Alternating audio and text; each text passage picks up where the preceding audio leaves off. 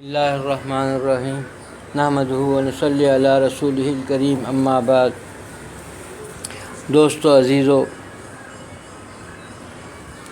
انسان سب سے بڑا ناشکرہ ہے کہ جو منعم، جو نعمتیں دینے والی ذات ہے، جس نے اس کو وجود بخشا، جو ہر لمحہ جس کا محتاج ہے بندہ انسان، اسی کو بھول بیٹھا، اسی کی نافرمانی کی جرات کر رہا ہے، جسارت کر رہا ہے۔ کتنی بڑی جو ہے نالائقی ہے کہ انسان جو ہے اپنے ہی خالق و مالک کو، جس کا کرم سے انسان سانس لے رہا ہے، جس کے کرم سے انسان جی رہا ہے، جس کے کرم کی وجہ سے انسان کی جو ہے وجود ہے، لیکن اسی کو بھول بھیجا ہے، اسی کے مخالفت کی جسارت کر رہا ہے، اسی کے بتائے ہوئے طریقے سے ہٹ کر کے اپنی زندگی الگ گزار رہا ہے۔ اللہ تعالیٰ نے وجود بخشا، انسان سوچ کے دیکھے کہ کس حال میں تھا دنیا میں جب آیا، تو اللہ تعالیٰ نے کرم فرمایا اور رحم ڈالا ماں باپ کے دلوں میں، انہوں نے پرورش کی، انہوں نے دیکھ بھال کیا۔ اللہ تعالیٰ ہم کو ہر لمحہ، ہم ایک مکھی کو اڑا نہیں سکتے تھے، آج یہ حال ہو گیا ہے کہ ہم اتنی جسارت کر گئے کہ شریعت کے خلاف اپنی زندگی گزارنے کی ہمت کر بیٹھے۔ ہم کو کیسی جسارت آ گئی، اسے نفس کے دھوکے میں چلے گئے۔ جب سے آنکھ کھلی، اپنے آپ کو سنبھالا، جب سے اسی وقت سے جو ہے نفس شیطان کے دھوکے میں چلے گئے۔ اسی کے لیے جو اللہ تعالیٰ نے ہم کو پیدا کیا، وہ خالق و مالک نے کہا کہ تم کسی کو بڑا مان کر چلو، بڑا بنا کے چلو، زندگی میں کسی اللہ والے کی صحبت اختیار کرو، ان کی رہبری میں زندگی گزارو گے تو تمہاری زندگی چین و سکون کی رہے گی، اللہ کی نافرمانی سے بھی بچ جاؤ گے۔ بندہ اس کو سننے تیار ہی نہیں، سب کچھ اپنے نفس اور عقل کو سب کچھ سمجھ گیا، اللہ نے جو حکم فرمایا اس حکم کو چھوڑ دیا۔ ایسی بیماریاں آج جو ہے جسمانی بیماریوں کے لیے بغیر کسی طبیب یا کسی ماہر کے سمجھ نہیں سکتا، تو روحانی بیماری کو کیسے سمجھ پائے گا؟ وہ تو اس سے باریک ہے، اس سے بہت گہری ہے، جس کو تو پہچان ہی نہیں سکتا انسان، جب تک کہ کوئی روحانی طبیب نہ بتا دے۔ ہم ہر چیز کو معمولی سمجھ جاتے ہیں۔ ہمارے پہلے تو آدمی انسان بیماری کو سمجھتا ہی نہیں، بہت کم لوگوں کو معلوم ہے کہ بھائی ایک بد نظری بھی ایک گناہ ہے۔ اللہ تعالیٰ کے ایسے چیزیں شیطان کی تیروں میں سے ایک تیر ہے، وہ بد نظری سے سب کچھ برباد ہو جاتا ہے، دل متاثر ہو جاتا ہے، دل سیاہ ہو جاتا ہے اس کی نگاہوں سے، اور پھر آہستہ آہستہ خدا سے دور ہو جاتا ہے بندہ۔ لیکن بد نظری کو ہم کیا سمجھ رکھا ہے؟ حضرت مسیح الامت شاہ مسیح اللہ خان صاحب رحمۃ اللہ سے بڑی پیاری بات فرماتے ہیں۔ ہم لوگ پہلی تو یہ مرض کو سمجھا ہی نہیں، یہ ایک روحانی مرض ہے بد نظری۔ اس کو بیماری کو کئی لوگ ایسے ہیں دنیا میں انسان جن کو بد نظری سمجھتے ہی نہیں، اس کو بد نظری، اس کے نقصانات کو علم ہی نہیں رکھتے۔ روحانی طبیب جو بتائے، جب اس کے پاس جائے، ان کے خانقاہوں میں جائے، تب پتہ چلے گا، ان کی باتیں سنیں گے تب پتہ چلے گا۔ سننے ہی تیار نہیں انسان، پھر کیسے دور ہوگی اس بیماری کا، اس کا علاج کیسے ہوگا؟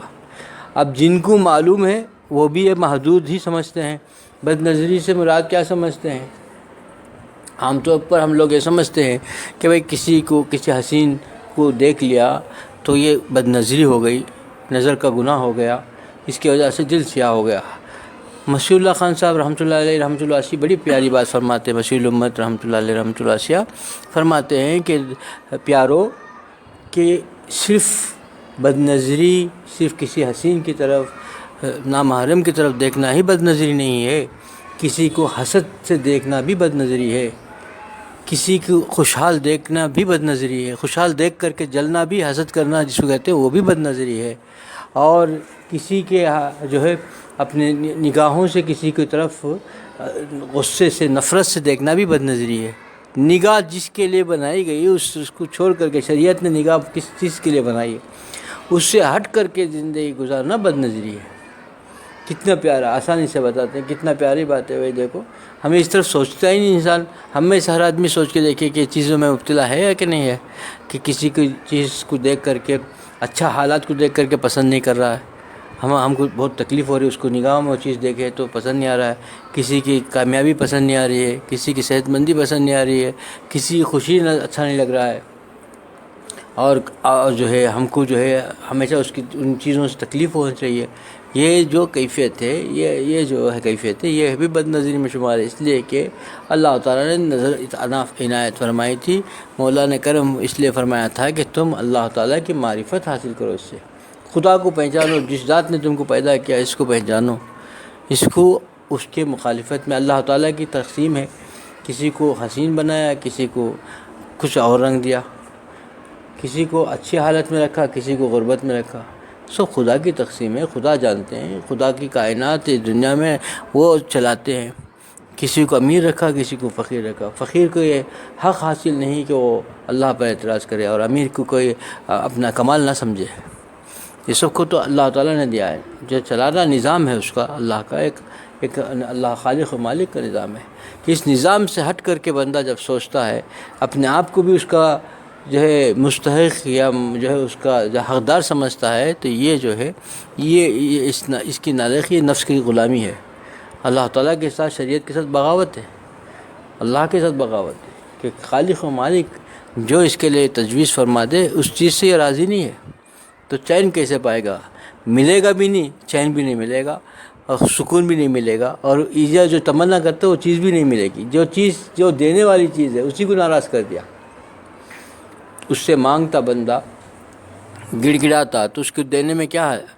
اس کو تو اللہ تعالیٰ ایسی ذات ہیں کہ اس کو جو ہے سونے کے پہاڑ بھی پیروں میں ڈال دیں تو اس کے لیے کوئی کمی نہیں آتی، نواز سکتے ہیں، اللہ تعالیٰ کی ذات ہی ایسی پیاری ذات ہے۔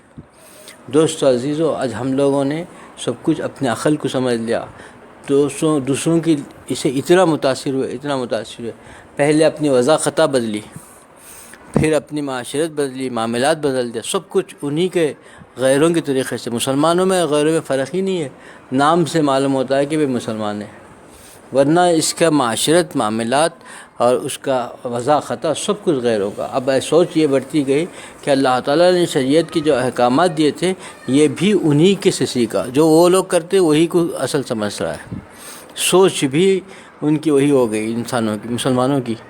کیا یہ مسلمانوں کا شیوا ہے؟ جب یہ آدمی اتنا گر جائے گا کہ دوسروں کے طور طریقے کو اچھا سمجھنے لگ جائے، یہ تو گرنا ہے، کیونکہ دین سے پیارا کوئی دنیا میں مذہب ہے ہی نہیں، اتنی پیاری شریعت ہم کو دی گئی، اس سے پیاری کوئی چیز ہے ہی نہیں۔ اور غیر جو آج کفار، مشرکین، یہود و نصارہ، وہ بھی جانتے ہیں کہ یہ حق ہے، اور اس کے اندر بالکل جو ہے یہ دین کے اندر بالکل جو ہے عافیت ہے، اس کے اندر ہر چیز کی جو ہے انصاف رکھا گیا ہے، اس کے اندر سکون ہے، عافیت ہے، سب جانتے ہیں، مگر وہ اپنی انانیت کے لیے، غلامی کے لیے وہ ظاہر نہیں کر رہے ہیں۔ لیکن مسلمان ہے کہ سب کچھ جانتا ہوا بھی بتلایا جا رہا ہے بار بار، پھر اس کا دل اتنا مردہ کیوں ہو گیا کہ انہی طرف دوڑتے جا رہا ہے؟ یہی مغربی تہذیب اس کو جو ہے پسندیدہ ہے۔ دوست عزیزو، اس سے زندگی بدلے گی نہیں، اور ہمارے حالات درست ہوں گے نہیں جب تک کہ ہم اپنی سوچ کو نہیں بدلیں گے، اللہ والوں کی جوتے میں اپنے آپ کو نہیں رکھیں گے، تب تک کچھ نہیں بدلے گا۔ کیونکہ ہم لوگ اپنے آپ کو نفس کا غلامی میں اتنا ہو گئے کہ اللہ والوں کو بھی ہم جو ہے اپنے نظر پہ خاطر میں نہیں لا رہے ہیں۔ اللہ تعالیٰ نے فرمایا کہ جو کچھ بھی ملے گا، اس سے پہلے بتایا ہے کہ اللہ تعالیٰ دل پہ آئے گا، دل میں آئے گا۔ اللہ تعالیٰ کو پانا چاہتے ہیں، اللہ کے نور کو، اللہ تعالیٰ کی جو ہدایت کی چشمے کو، اور اللہ تعالیٰ کے ساتھ تعلقات کی گہرائی کو محسوس کرنا ہے، اللہ سے تعلقات کو قوی کرنا ہے، یا اللہ تعالیٰ کو اپنے دل میں پانا ہے، تو اس کو ملے گا، دل میں آئے گا، دل سے آئے گا۔ یہی بات یہ بار بار ہم نے پہلے بھی کہا ہے کہ دل سے آئے گا، دل میں آئے گا خدا، اور دل سے آئے گا۔ کیا دل کا مطلب کیا ہے؟ کہ کسی اللہ والے کے دل پہ قریب آپ جاؤ گے، صحبت با اہل دل، جس کی صحبت میں آپ اہل دل کی صحبت اختیار کرو گے، اہل بصیرت کی صحبت اختیار کرو گے، اہل فکر کی صحبت اختیار کرو گے، تب پھر جا کر کے اللہ تعالیٰ کو پاؤ گے اپنے دل میں۔ جب وہ آدمی چھوڑ دیتا ہے، اس کو اہمیت ہی نہیں سمجھتا اور سب کو برا سمجھ رہا ہے، اس کی نظر اتنی گر گئی کہ کسی اللہ والے کو خود تو برا ہے، اپنی برائی پر نظر نہیں ہے، دوسرے سارے لوگ برے نظر آ رہے ہیں، کیونکہ اس کی برائی جو دل کے اندر اتنی زیادہ ہو گئی کہ وہی آنکھوں سے عیاں نظر آ رہی ہے۔ خود برا ہے تو سارے لوگ برے نظر آ رہے ہیں، کوئی اچھا نظر نہیں آ رہا ہے۔ دل اگر اس کا مصفہ مجلہ ہوتا نا تو وہ کتے سے بھی پیار کرتا۔ کیوں کتے سے پیار کرتا؟ کتا ایک ایسی چیز ہے جس کو گھر میں بھی رکھ نہیں سکتے، لیکن کتے سے کیوں پیار رہتا ہے؟ وہ سمجھتا ہے کہ میرے خالق و مالک، میرے محبوب کا ایک مخلوق ہے، اس کو بھی ایزا دینا پسند نہیں کرتا، اس کو بھی مارنا پسند نہیں کرتا، اسے بھی پتھر پھینکتا نہیں اس کی طرف بھی، سوچتا ہے کہ یہ بھی میری خالق مالک۔ اللہ والے ایسے گزرے ہیں، انہوں نے کبھی سور کو بھی طرف کبھی پتھر نہیں پھینک کر نہیں مارا، وہ سوچتے ہیں کہ یہ بھی میرے خالق نے، مالک نے، میرے محبوب نے پیدا کیا ہے، یہ بھی اس کی مخلوق ہے، وہ جانے، اس کی حکمت جانے، ہم کو اس سے کچھ نہیں، بس اس سے بچنے کا حکم ہے، بچ گئے، دور رہنے کا حکم ہے، دور ہو گئے۔ لیکن اس کو حقیر نہیں سمجھا، کیوں نہیں سمجھا؟ لیکن وہ خالق و مالک کے مخلوق ہے، اللہ نے پیدا کیا ہے نا، تو اللہ نے ہم کو بھی پیدا کیا، اس کو بھی پیدا کیا۔ یہ ہونی چاہیے۔ یہ کب آئے گا؟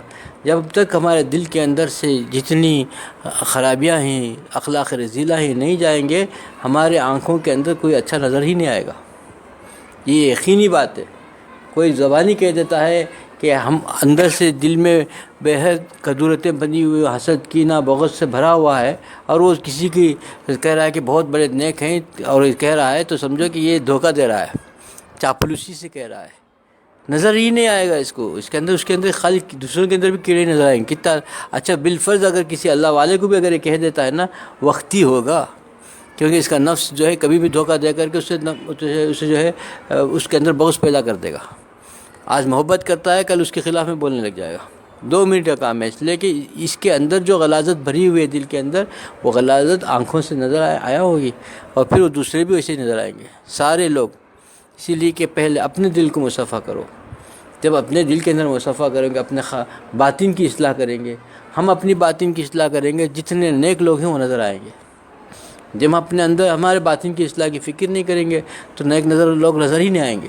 اب باطن کی اصلاح کیسے ہوگی؟ جب تک ہم خانقاہ کی طرف نہیں جائیں گے، کسی خانقاہ کی طرف دوڑ نہیں لگائیں گے، کسی اللہ والوں کی دامن کو نہیں پکڑیں گے۔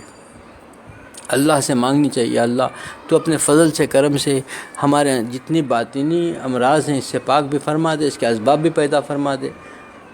جس جگہ پر میرے اس اخلاق رذیلہ کی جو اس اخلاق رذیلہ سے میں پاک ہو سکتا ہوں، وہاں تک مجھے پہنچا دے۔ یہ خالق و مالک سے مانگنی چاہیے۔ اللہ سے مانگو گے تو اللہ تعالیٰ وہاں پہنچائیں گے۔ اللہ تعالیٰ نے انسان کو بنایا، اور بنانے کے بعد اختیار بھی دیا، نفس بھی دیا، اختیار بھی دیا، تمہارا سب کچھ دے دیا، بتا بھی دیا کہ تم ایسا کرو گے تو فائدے میں رہو گے، نفس کی اور شیطان کی غلامی میں رہو گے تو نہ دنیا میں چین ملے گا، آخرت تو برباد ہی ہو گئی، دنیا میں بھی چین نہیں ملے گا، دنیا میں بھی عافیت نہیں ملے گی۔ تو مجھے خدا کو خوش نہیں کرے گا، نفس و شیطان سے کا غلام بن گیا تو خدا ناراض رہے گا۔ خدا کو ناراض کر کے کوئی چین پا ہی نہیں سکتا، عافیت مل ہی نہیں سکتی، کسی قسم کی خوشی نہیں ملتی۔ بظاہر وہ خوش نظر آتا ہے، اندر سے اس کے جیسا پریشان حال کوئی نہیں ہوتا۔ اور بظاہر کوئی آدمی کوئی جو ہے غریب پریشان حال لگتا ہے، کہیں درخت کے نیچے سویا ہوا لگتا ہے، لیکن اللہ تعالیٰ اس کے دل کے اندر اتنا چین و سکون دیتے ہیں کہ وہ کیونکہ اللہ کی نافرمانی سے بچتا ہے، اللہ کو راضی کرنے کی فکر کرتا ہے، کہ تو ایسا سکون، ایسا اطمینان رہتا ہے، اس کو جو ہے سلطنت بھی اس کے سامنے کوئی حیثیت نہیں رکھتی۔ اگر سلطنت بھی پیش کریں گے تو ٹٹکرا دے گا۔ ہم کو معلوم نہیں ہے کس انسان کی کیفیت کیا ہے، کس انسان کی کیفیت خدا کے ساتھ کس تعلق سے ہے۔ دوست عزیزو، ہم اپنی فکر کریں۔ ہماری زندگی ایسے ہی گزر رہی ہے، صبح ہو رہی ہے، شام ہو رہی ہے، صبح ہو رہی ہے، شام ہو رہی ہے، ہم اپنی فکر کریں، ضرورت ہے ہماری، ہم اپنے رات و دن ایسے ہی گزار رہے ہیں، اللہ کی نافرمانی میں زندگی گزر رہی ہے، اور ہم جو سمجھ رہے ہیں کہ چند چیزوں کو لے لیا، چند عوارض کر لیا، چند نماز و ذکر کر لیا تو سمجھ گیا کہ اپنے آپ کو اللہ والا سمجھ گیا، کہ اللہ تعالیٰ کے اللہ کو پانا ہے، اللہ والا بننا ہے، تو پہلے جو ہے اللہ تعالیٰ کی شریعت کی پابندی ہونی ضروری ہے، ایک سنت کے اوپر بھی فدا ہونا چاہیے۔ یہ ہو ہی نہیں سکتا جب تک کہ اخلاق رذیلہ جس کے اندر ہوں گے وہ پا ہی نہیں سکتا۔ 2 دن کے لیے عبادت کر لے گا، 2 سنت پر عمل کر لے گا، 2 دن کے بعد چھوٹ جائے گی، کیونکہ نفس و شیطان اس کو دور کر دے گا، نفس و شیطان کے دھوکے میں رہے گا۔ سب سے پہلے اس سے خلاصی ہونا چاہیے، سب سے پہلے اس سے بچنا، اس سے پاک ہونی چاہیے۔ اخلاق رذیلہ دور ہوں گے، اخلاق حمیدہ پیدا ہو جائیں گے۔ انسان جو چیز بھی کرے گا، 2 گفتگو میں 2 بول بھی بولے گا، اس کے اندر جو ہے اللہ تعالیٰ ایسی گفتگو کے اندر ایسی طاقت دے دیں گے الفاظ کے اندر کہ سامنے والے کے دل پر اثر کرے گی، ورنہ ساری علم، ساری حکمتیں، ساری تقریریں، ساری نصیحتیں بیکار ہو جائیں گی، کچھ اثر نہیں ہوگا، کیونکہ خود کہاں سے عمل کرے۔ اس کے اندر کی چیز جو جراثیم ہیں، اندر جو اخلاق رذیلہ ہیں، اس کی وہ باز اس کی گفتگو کے اندر محسوس ہوگی، اس کے الفاظ کے اندر ہوگی، اس کی نصیحت کے اندر ہوگی، تو اس سے سامنے والے پر کوئی اثر نہیں ہوگا۔ اسی کے لیے دوستو عزیزو اپنے باطن کی اصلاح کی فکر کرو گے تو کچھ کہنے کی ضرورت نہیں ہے. اسی کے لیے اللہ والوں کی مجلس، خاموش مجلس بھی جو ہے فائدے سے کم نہیں. حضرت والا ہردوئی نور اللہ مرخذ ہمیشہ فرمایا کرتے تھے، رات کے رانی کے پاس خاموش بیٹھے تھے، رات کے رانی کے پاس بیٹھے، رات کی رانی سے گزر گیا تو اس کی خوشبو ایسی مہکتی ہے کہ دل اور دماغ کے ہر چیزیں جو ہے فرحت سے لبریز ہو جاتے ہیں. کچھ بولتی نہیں ہے رات کی رانی، لیکن اس کی رات کی رانی ایسی کہ ایسی خوشبو اس کی مہک ہوتی ہے کہ اس کے اندر سو بھی رہا ہو تو اس کے دل و دماغ جو ہے معطر ہو جائے گا. دوستو عزیزو، انسان سوچے خاموشی کے اندر بھی فائدے کب ہوں گے؟ جب اس کا باطن اس لائق ہو جائے. اس کے بازو میں رہنے سے بھی فائدہ ہوگا، ورنہ اس کے کسی کی نصیحت سے بھی فائدے نہیں ہوتے. آج ہمارا حال یہی ہے کہ ہم تو خود جو ہے باطن کے اندر ایسے جو ہے اخلاق رذیلہ سے بھرے ہوئے ہیں، کینہ، بغض، حسد، سارے چیزوں سے بھرا ہوا ہے، اور ہم جو ہے دوسروں کو نصیحت کرنے میں، دوسروں کی اصلاح کی فکر میں لگے ہوئے ہیں، خود کی اصلاح کی فکر نہیں ہے. خود کو کسی اللہ والے کے در پر جا کر کے، اللہ والے سے مراد یہی ہے کہ ایک بات بہت پیاری بات ہے، اللہ والے کی پہچان کیسی ہو؟ آج دیکھیے کہ ہمارا جسم ہے، ہمارے جسم میں خون چڑھ رہا ہے، تو اللہ نے ہم کو خون دیا ہے. ہمارے خون کے بغیر انسان زندہ نہیں رہ سکتا. خون کو اگر ضرورت ہو جائے، خون چڑھانا ہو تو ہمارا خون کو چڑھانے والے خون کے بلڈ گروپ سے ملانا پڑتا ہے. یہ بلڈ گروپ ملے گا تو ہی خون کامیاب ہوگا. وہ بلڈ گروپ کے بغیر دوسرا بلڈ گروپ چلا لے گا تو الٹا اس کے بجائے فائدے کے نقصان دہ ہو جائے گا. یہ ہر آدمی ہم میں سے جانتا ہے کہ بلڈ گروپ پہلے میچ کیا جاتا ہے. اسی طریقے سے اللہ والوں سے پہلے، اللہ والے حاکم الامت تھانوی علیہ الرحمہ فرماتے ہیں، پہلے مناسبت دیکھ لو. جسی اللہ والے سے پہلے مناسبت جیسا خون کو جان سا جاتا ہے کہ یہ خون کا بلڈ گروپ میرے بلڈ گروپ سے ملتا ہے کہ نہیں ملتا ہے، اس کے بعد چڑھاتے ہیں. ایسے ہی صوبی کے پاس نہیں ہے، پہلے کسی اللہ والے کے پاس ضرور ہونا ہے تو اس کی مناسبت دیکھ لو کہ میری اس سے مناسبت ہوتی ہے کہ نہیں ہوتی ہے. تب تک نہیں ہوتی، پھر اگر ہم کو سمجھ میں نہیں آتا تو اللہ سے مدد مانگو کہ اللہ اگر کس سے میری مناسبت ہے اس کی طرف رہبری فرما دیں. جب تک اللہ والوں اس کے ساتھ مناسبت نہ ہو جائے، کسی بھی ملنے والے بولنے والوں کے پاس بھاگ جاؤ گے تو فائدہ نہیں ہوگا. جیسا میں نے بتایا کہ ہر گروپ، ہر بلڈ ہم کو فائدہ نہیں دے سکتا. خون ہمارے بدن میں کم ہے، خون کی ضرورت ہے، لیکن ہر خون نہیں چڑھایا جا سکتا ہمارے پاس. وہی خون چڑھے گا جو ہمارے لیے مناسب ہوگا، وہی خون قابل قبول ہوگا ہمارے بدن کو. اسی طریقے سے ہمارے روح کے لیے بھی وہی انسان سے ہمیں فائدہ ہوگا، وہی اللہ والے سے فائدہ ہوگا جس سے ہماری مناسبت ہوگی.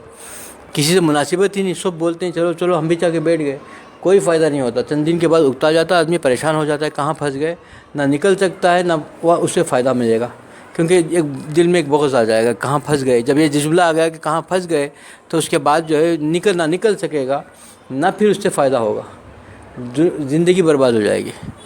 کیوں آدمی نکل نہیں سکے گا، اب پھر وہیں رہے گا تو پھر اس کے اندر چونکہ بغض ہو گیا، یہ جملہ ذہن میں آ گیا کہ میں کہاں پھنس گیا، کیا غلطی ہو گئی، تو پھر اس کے اندر فائدہ نہیں، تنزلی ہوتی جائے گی اور وقت ضائع ہوتا جائے گا.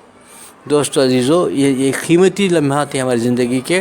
اس لمحات کو کسی اللہ والوں کے پاس، کسی نیک آدمی کے پاس صرف کر دیں تو بہت ہی قیمت، یعنی اصول ہو گیا ہمارا وقت، ورنہ برباد ہو گیا. ہم میں سے ہر آدمی اس کی فکر کرنی چاہیے. اللہ مجھے بھی اس پر عمل کی توفیق عطا فرمائے، آپ لوگوں کو اس پر عمل کی توفیق عطا فرمائے.